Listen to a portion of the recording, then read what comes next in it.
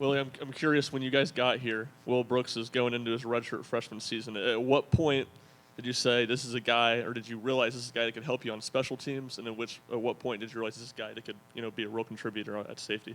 Yeah, that's a great question, man, because it's, you get in this business, man, to help and develop kids. That's what it's all about. That's why I got into business, is to get some guys in a program that you want. Obviously we walked into it.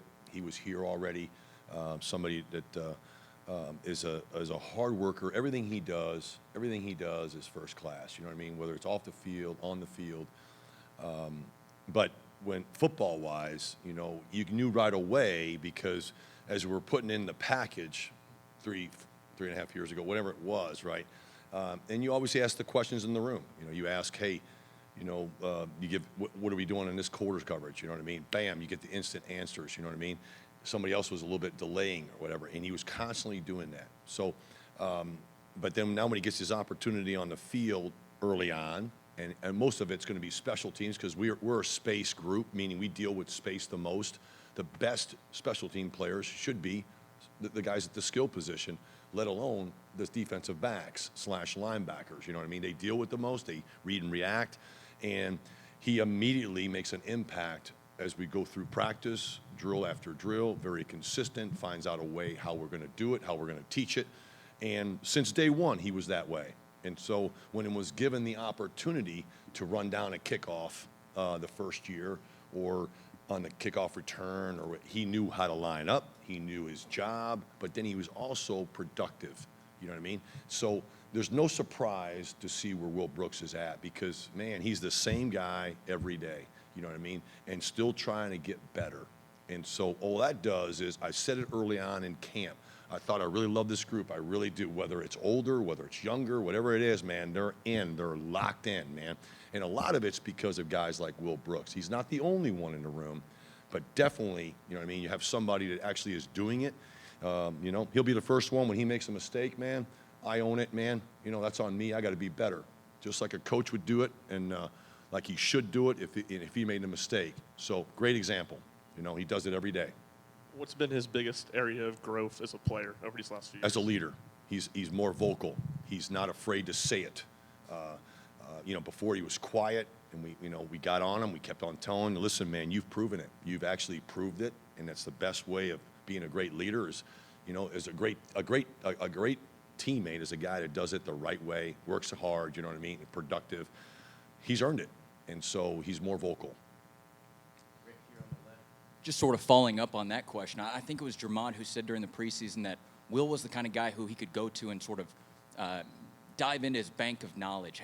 How deep is that bank of knowledge that he has, and how valuable is it to have a player, sort of a player coach like that, who's been here, who knows what's going on, who can be that way to teach those other guys? Yeah, it's highly important, right? Again, you got a guy who's a good player, and again, you got credibility, you got street credit, you know what I mean? You've proven that you've done it, so that with everything that comes out of your mouth, you know what I mean? They should be listening. They should see it, because, man, your peers will respect you. If you're a really good player and you're smart and you're tough, and that's Will Brooks, then obviously that's better leadership than I can create. I'm playing the game, I'm the mentor, I'm the teacher. I'm not going to move off, whatever my task is, and I'm going to keep on pushing, man. But when players are doing it and they're driving it, man, and that's what we had, and that's what we've built here, man, he's the poster child.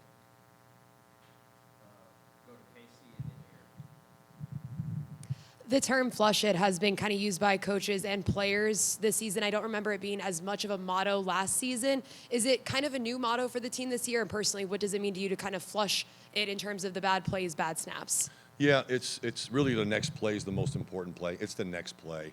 And whether you're using that as an example of just flush it, man, let's go, we're on to the next play. It's really, that's how we see it. That's how I see it.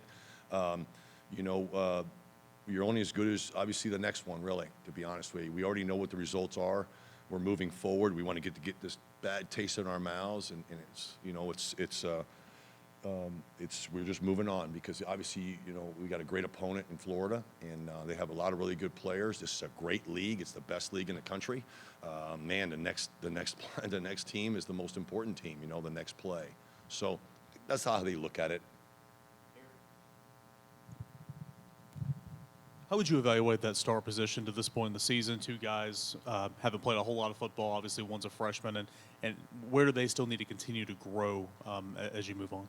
Yeah, we knew that it was going to be some growing pains going through it, but I think we've done a really good job of mixing Christian and Boo, their strengths, and building off and improving on their weaknesses. And that's really the weaknesses that neither one of them played the position here. One was here playing corner in Christian Harrison.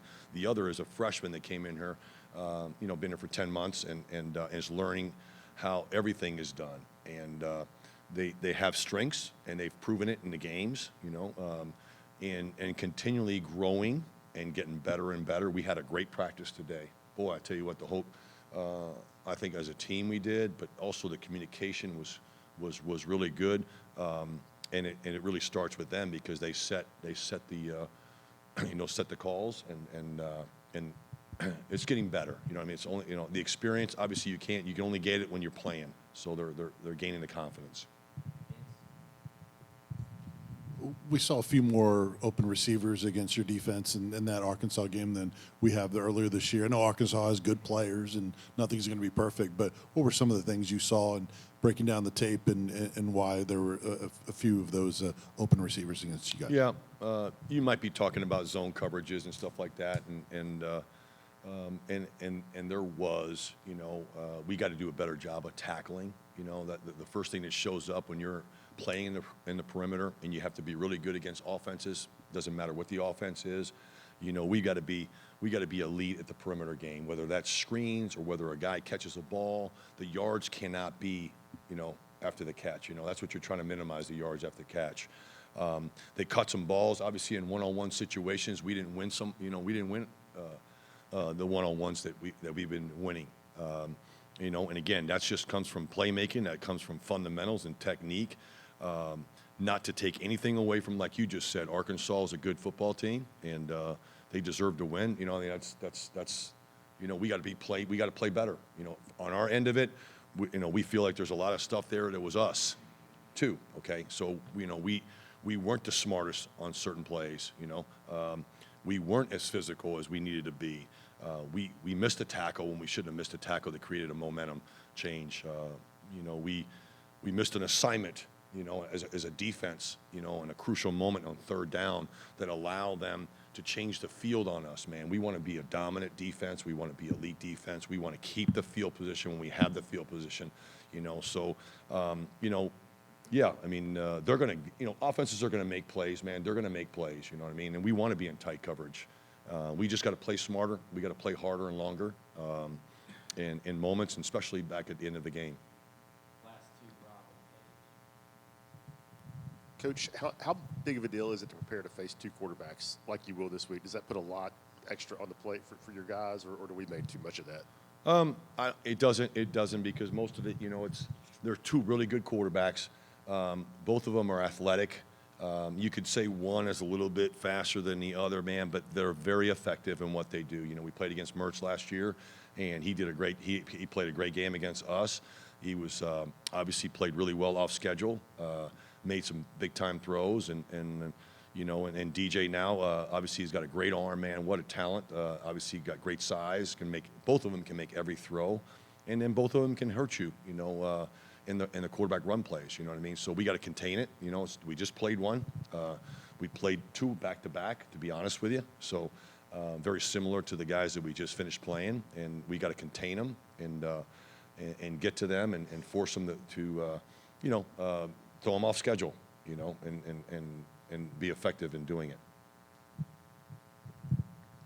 Kind of building off of that, being able to either contain the run, the quarterback, what have you, how much of that comes down to effort from the defense and being able to contain a dynamic offense? Yeah, I think it starts with our front, right, our front seven, or if we're pressuring, it could be a perimeter player, is keeping them in the pocket, and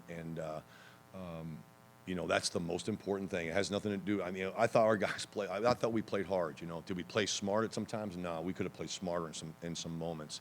Did we play long enough and harder, than our opponent? I think at times we saw that we didn't, But containing the quarterback is just making sure you keep your rush lanes, not going past the level of the quarterback or the ball, you know what I mean, and continue to push the pocket and where you're actually containing it, you know, and not let them out of the pocket. And if that's the case and that happens, it happened to us a couple of times where, you know, we know they're going to throw the ball down deep, you know, we got to be able to stay, you know, what we call plaster, but staying with our receivers, with our eyes, have got to transfer it to stay on the wideout, not the quarterback.